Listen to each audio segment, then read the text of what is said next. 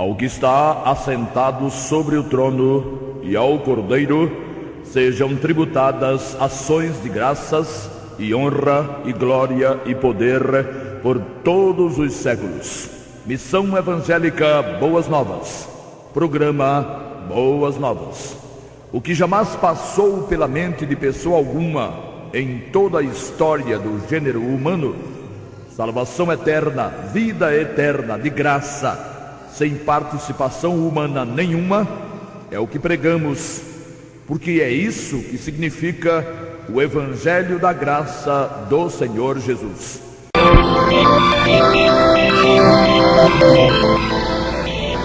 Papa pede perdão 94 vezes.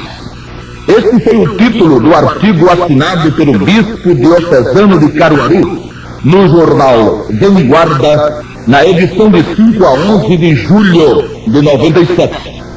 A matéria, segundo informa o Vanguarda, foi extraída do boletim semanal da CNBB, Conferência Nacional dos Bispos do Brasil, que por sua vez cita uma publicação italiana do teólogo católico padre Enzo Francini. Entre os temas dos quais o Papa fez pública penitência estão as cruzadas, quando muita miséria foi praticada, a tolerância para com as ditaduras, quando os direitos de cidadania são espoliados e anulados, a hostilidade para com os judeus, pois assim como outros movimentos religiosos, o catolicismo também se arvora no privilégio de ser, em substituição ao povo de Israel, o Israel espiritual de Deus. O caso Galileu, que para não morrer queimado, teve de negar um enunciado científico, tempos depois comprovado e hoje reconhecido até pela turma do Jardim da Infância. As perseguições desenfreadas contra todos os que não rezassem pela cartilha de Roma, como João Haas, que foi queimado vivo. E por fim, a odiosa e miserável Inquisição, quando quem não professava a doutrina católica era tido como inimigo público de Deus, e perseguido, e torturado, e morto, se não se retratasse. Se o clero romano reconhece 94 motivos para se penitenciar diante do mundo, é que muitos outros existem. E quem conhece a história, conhece as muitas histórias em que o Papa teria que pedir perdão, se bem não servissem de coisa nenhuma tais pedidos, como de nada estão servindo ou serviram os já formulados. Aliás, como é que o Papa pediu perdão, se de acordo com o Concílio Vaticano I, de 18 de julho de 1870, ele é infalível? Só pede perdão quem falha, e quem é infalível não pode falhar. Mas o Papa pediu perdão. E além de todos os pedidos que ainda estão faltando, existe um, mais recente, cujo motivo foi gerado pelo teólogo jesuíta Giovanni Marchetti, um dos responsáveis pela revista italiana Civiltà Católica. Segundo o Diário de Pernambuco, de 29 de julho de 97, página 14, o tal teólogo católico que deve obediência ao Papa afirmou que os ateus já podem conseguir a salvação eterna. Não é que ninguém espere que os defensores da doutrina católica comecem agora a fazer afirmações coerentes e ajustadas aos padrões bíblicos, mas tem coisa que também já é demais. É verdade não só ser o clero católico a ensinar métodos e fórmulas capazes de tornar os seres humanos dignos diante de Deus.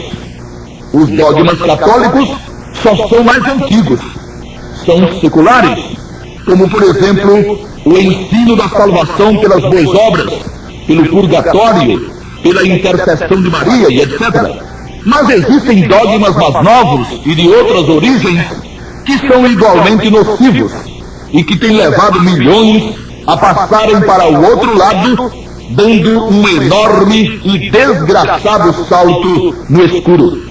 Tanto o dogma católico como os outros, os dogmas das religiões norte-americanas, ou orientais, ou europeias, obscurecem o fabuloso e engenhoso método definido pelo próprio Criador e executado pelo Filho amado de salvar o miserável que sabe logo que é miserável, e o miserável que pensa que não é miserável, até que descobre que diante de Deus miserável é, pela simples e espontânea invocação do nome muito mais que bendito do Senhor Jesus.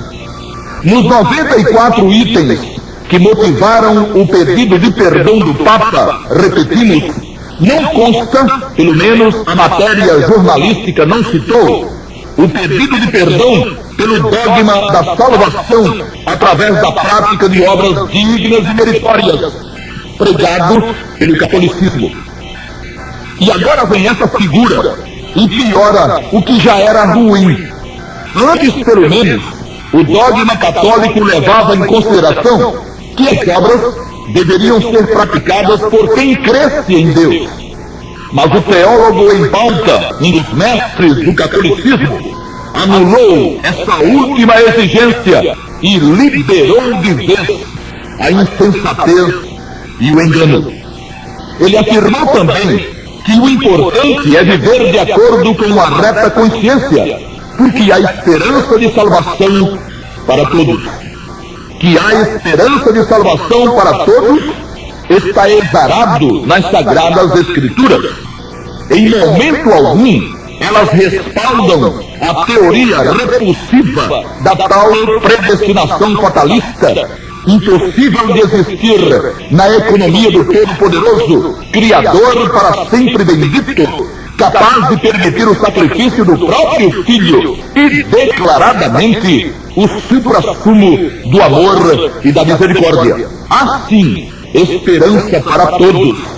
Só se o universo tivesse um déspota injusto e cruel como Deus, é que uns teriam sido predestinados para a salvação e os demais abandonados às trevas eternas. Essa coisa sem lógica, sem pé nem cabeça, não cabe em um só neurônio sadio. Mas não há esperança como a esperança bagunçada do jesuíta Giovanni Marques. Essa sua esperança é falsa, como é falsa a esperança do purgatório e de suas irmãs, a esperança das reencarnações e da guarda do sábado e do domingo e da perseverança e da fidelidade, etc. É tudo falso. Só há esperança de salvação para quem voluntariamente se dispuser a invocar o nome do Senhor Jesus. E graças a Deus, essa esperança mesmo verdadeira só vai até o momento da invocação, porque depois desaparece a esperança para dar lugar à certeza. A esperança do remido é só a esperança de esperar, e não a esperança de imaginar e de torcer para que alguma coisa aconteça, como esperam os religiosos, que esperam merecer ou que esperam que Deus lhes dê um bom lugar.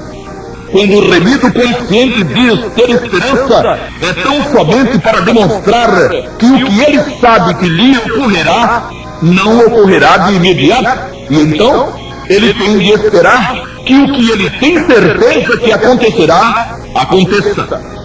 O poder e a eficácia do sangue de Jesus não fornece a ninguém a esperança de vida eterna, mas a certeza absoluta dela. Esperança, todos no mundo têm.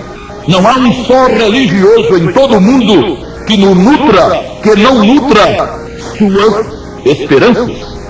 E que devem os homens todos nutrirem esperanças quanto à salvação, pois que a porta da graça ainda está aberta, devem.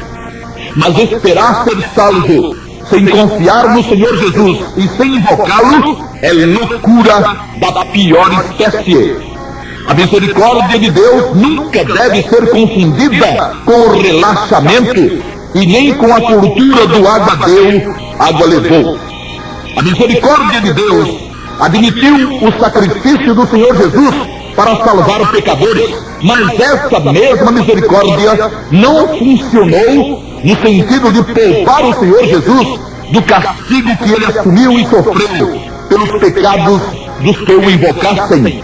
Isaías 53, 4 a 6, Romanos 4, 25, 1 Coríntios 15, 3, 1 de Pedro 3, 18, etc. Não haverá saída e nem escapatória, não só para os ateus, como para qualquer indivíduo, religioso ou não, que decidir não invocar o nome do Senhor Jesus.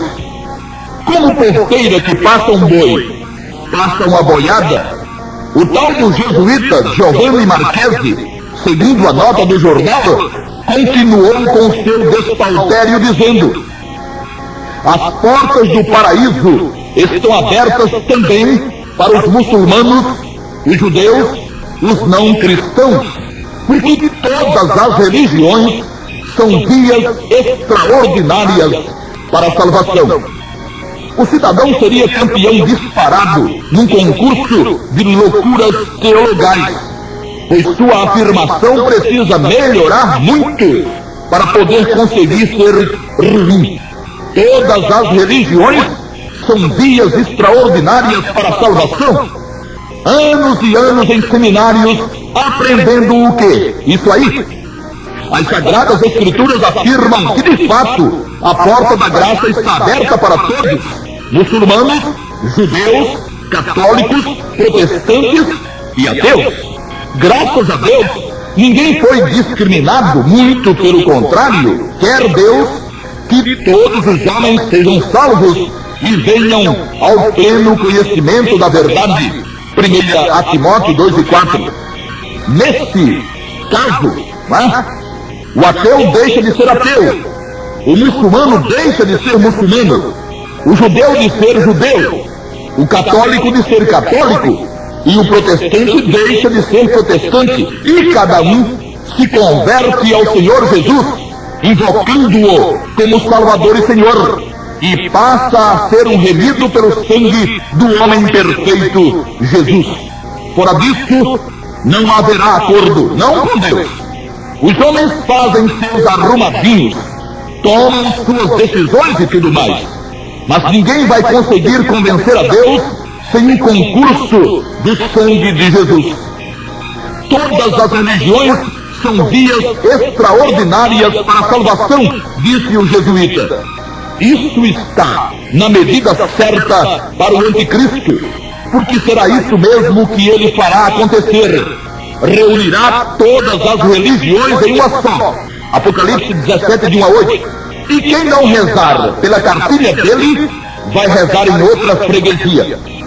Se todas as religiões fossem vias para a salvação, Jesus nem teria morrido. Quando o Senhor foi à cruz, há quase 2000 anos atrás, muitas religiões já existiam, como o budismo, o hinduísmo, o judaísmo e outras. E por que Deus não se utilizou delas? O correto mesmo é dizer-se que nenhuma religião é via, é caminho para a salvação. Jesus só, e só Jesus é a via, é o caminho para a salvação eterna.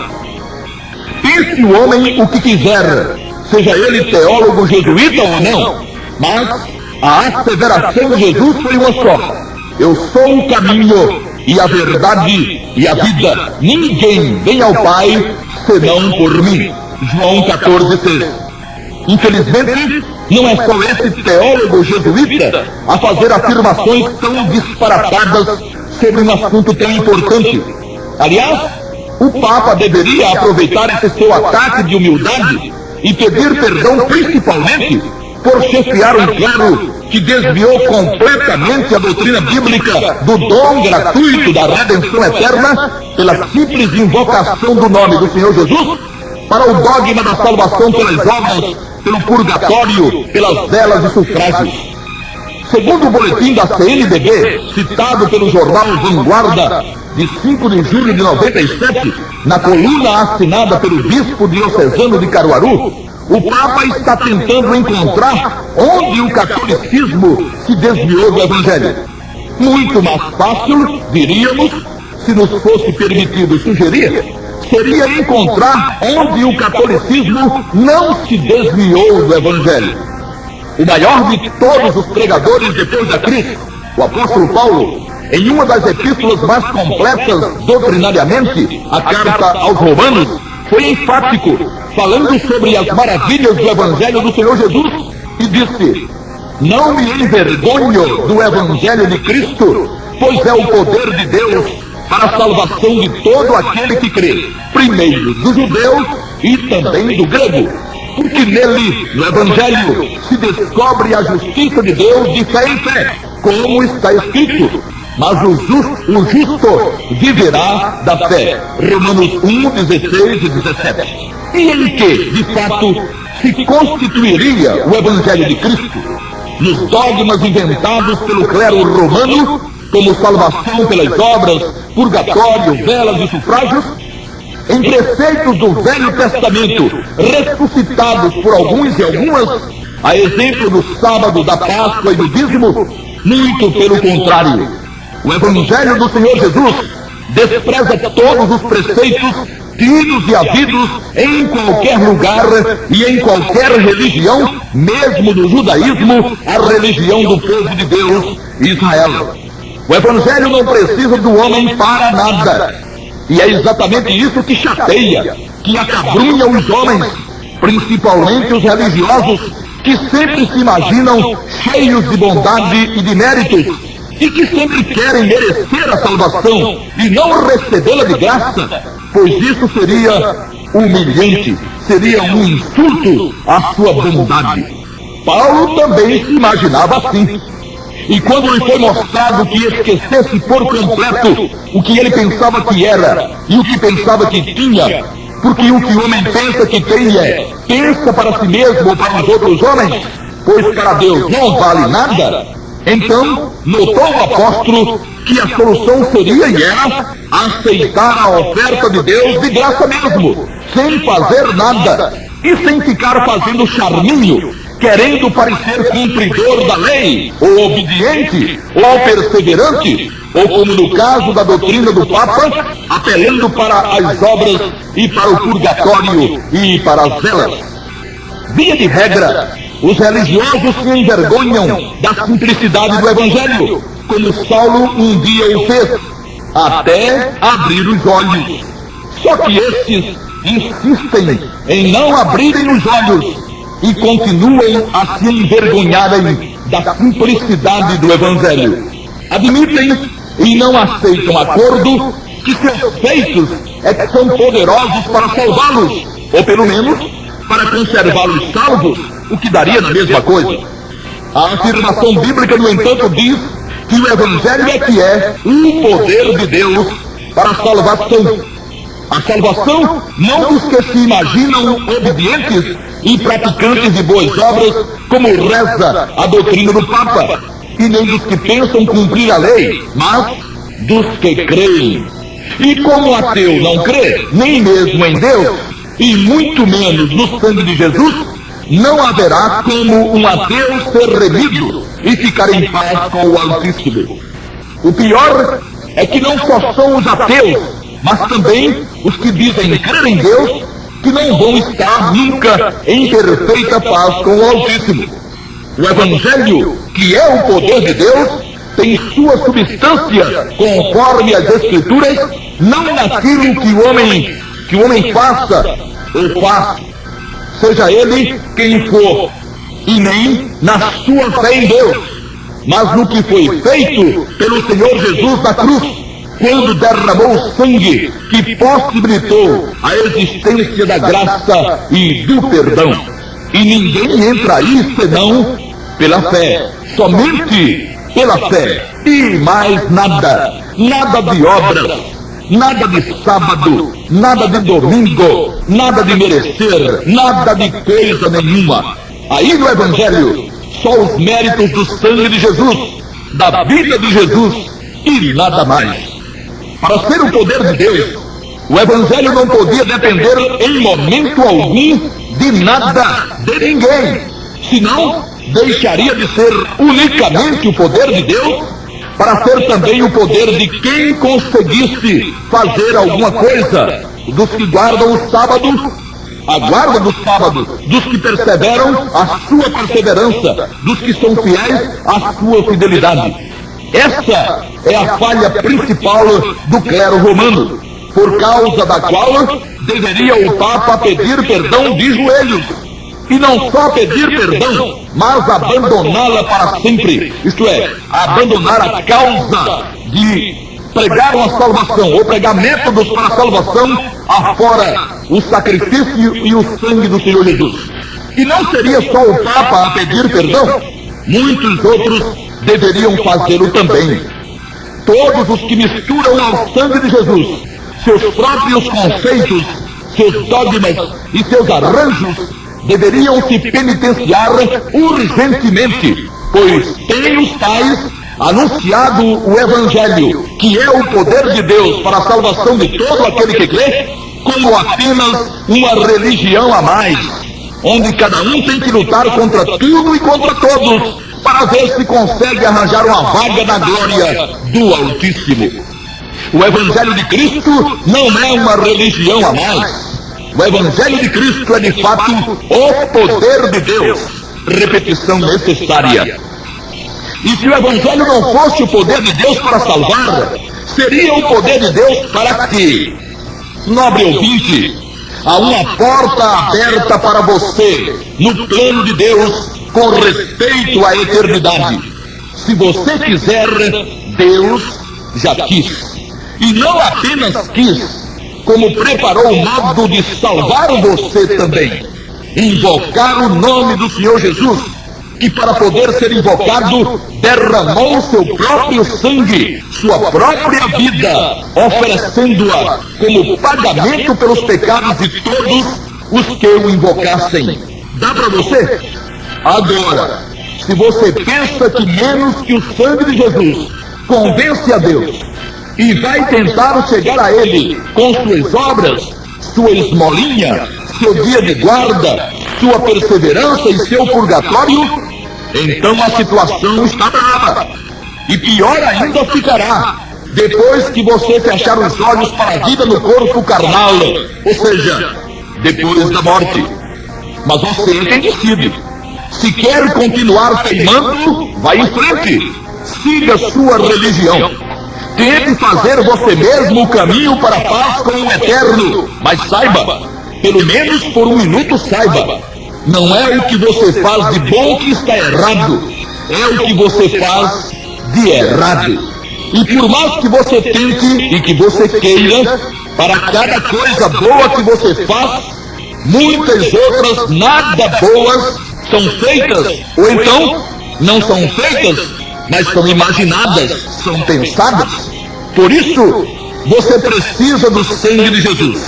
Você e todos os quase 6 bilhões de habitantes do planeta Terra. Corra para Jesus e peça e confesse necessitar dos benefícios do seu sangue. E depois, jogue tudo o mais para o alto, pois aí você será, daí para todo sempre, um remido, filho de Deus, co-herdeiro do universo.